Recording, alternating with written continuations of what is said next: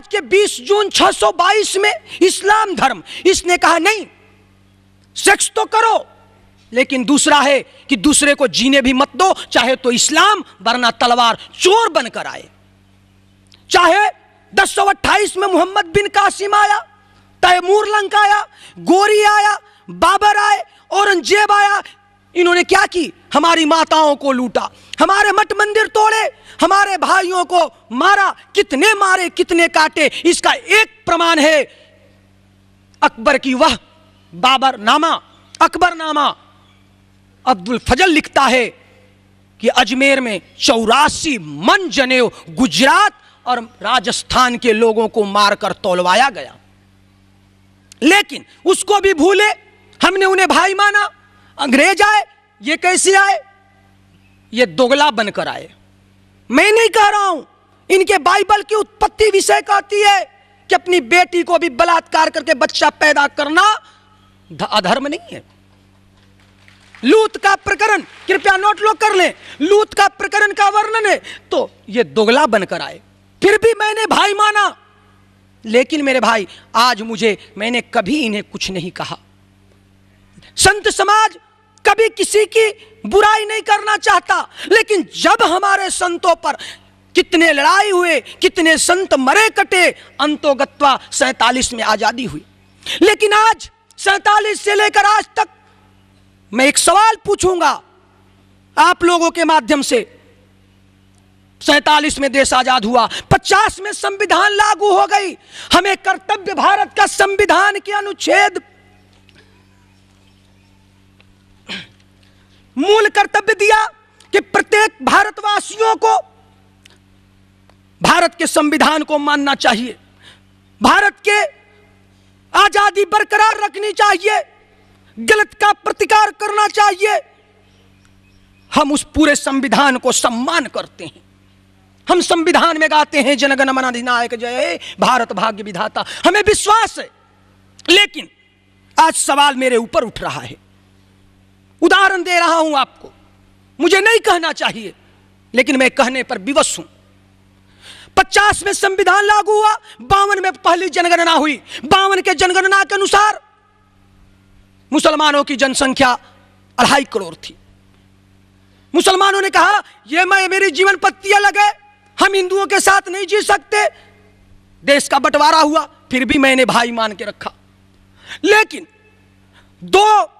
मात्र 2.5 करोड़ मुसलमान आज 23 करोड़ हो गए। हमने नहीं कहा उनको प्रतिबंध लगाया, लेकिन हमने जो 2.5 करोड़ हिंदू दिए थे, आज वो 2.5 करोड़ भी नहीं रहे।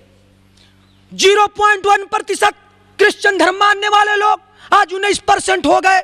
मैंने कुछ नहीं कहा। 50 वर्ष में हमारी जनसंख्या घटते घटते 58 पर आ गई, लेकिन हमने फिर भी कुछ नहीं कहा। हमारी जनसंख्या प्रत्येक वर्ष 25 से 22% कमी, हमने कुछ नहीं कहा, हम सब कुछ सह गए। लेकिन जब ये विदेशी मिशनरियों द्वारा बाइबल के सिद्धांतानुसार जब हमारे ऊपर हाथ उठाई गई, तब आज मुझे आपके सामने उपस्थित होना पड़ा। यह देश जानता है कि इस देश के संतों ने अपनी माटी भूमि के साथ अपनी हड्डी तक राष्ट्र के लिए अर्पित किया है। ये संत राष्ट्र से प्यार करते हैं, ये कभी राष्ट्र के साथ गद्दारी नहीं कर सकते। राष्ट्र के लिए वो क्या नहीं कर सकिया। लेकिन मुझे दुख है कि आज जिस देश में हम निवास करते हैं, जिस संविधान को हम मानते हैं, उन संविधान के विवेताओं ने किसी को एक विदेशी मिशनरी के द्वारा पोषित देश के केंद्र में बैठी सरकार की अध्यक्षता के इशारे पर जो कार्य किया गया, उसका मैं एक प्रमाण आपके सामने रख रहा हूं। यह अध्यक्षता ने एक कमेटी बनाई। वो कमेटी था Congress I for Indira नवेतर I for ईसाईयत। उन्होंने उस कमेटी को संचालन करने के लिए जो व्यक्ति नियुक्त किए कि अगर कोई भी हिंदू का सवाल अगर आता है प्रांत में, स्टेट में, तो सबसे पहले क्रिश्चियन ऑर्गेनाइजेशन देखेगा, तब जाकर यह प्रस्ताव पास होगा। मीडिया प्रभारी लोग, मैं आपका ही खबर रख रहा हूं। विदर्भ हुंकार जो महाराष्ट्र से निकलती है उसमें जो दिया गया कि ये सोनिया जी ने जो कमेटी बनाई उसमें वैसे लोगों को रखा जिनकी पत्नियां क्रिश्चियन थी, उन्होंने अन्य लोगों से शादी किया। मैं नाम बता रहा हूं, सोनिया गांधी स्वयं ईसाई, अध्यक्ष है आनंद शर्मा की पत्नी ईसाई, मनीष तिवारी की पत्नी ईसाई, अजित जोगी की पत्नी ईसाई, राम कोटारिया की पत्नी ईसाई, वेसेंट जॉर्ज ईसाई, सतीश शर्मा की पत्नी ईसाई, माखनलाल पत्तेदार की पत्नी ईसाई, सलमान खुर्शीद की पत्नी ईसाई, इनके पी साळवे की पत्नी ईसाई, ऑस्कर फर्नांडिस ईसाई, मार्टिन अल्वा ईसाई। क्यों बनाया गया? क्यों बनाया गया? इस पर एक मैं बात करना चाहता हूं कि इनके यहां पोप भारत आए, हमने स्वागत किया, हमारे जगत गुरु शंकराचार्य गए थे स्वागत करने, शंकराचार्य ने माला पहनाई, लेकिन उन्होंने क्या कहा? मैं एक सदी में पूरे अफ्रीका को क्रिश्चियन में रखा, दूसरे सदी में पूरे यूरोप को रंग दिया, और तीसरी सदी में मैं पूरे एशिया महादेश को क्रिश्चियन देखना चाहता हूं। और इस एजेंडा पर पूरा वर्ल्ड का क्रिश्चियन मिशनरी इस पे लगा हुआ है। 1,84,000 रुपया प्रत्येक एक हिंदू परिवार को क्रिश्चियन बनाने के लिए पोप भेजते हैं। अब बात आगे बढ़ी, सबसे पहले बनाया गया इसका उदाहरण जगतगुरु शंकराचार्य को। बात न जमी, किस लिए कि शंकर नेत्रालय विश्व का सबसे बड़ा हॉस्पिटल क्रिश्चियनों के हाथ में जाना चाहिए, सुब्बा लक्ष्मी को नहीं दिया उन्होंने। तब आ गया बात नरेंद्र महाराज पर, जगतगुरु नरेंद्र महाराज को भी नहीं छोड़ा इन्होंने। क्यों? कि जहाज हमने बुक कराई, इस जहाज पे मैंने पूरे पैसे अदा किए, तो जहाज पे दूसरे कौन कौन बैठकर जाएगा?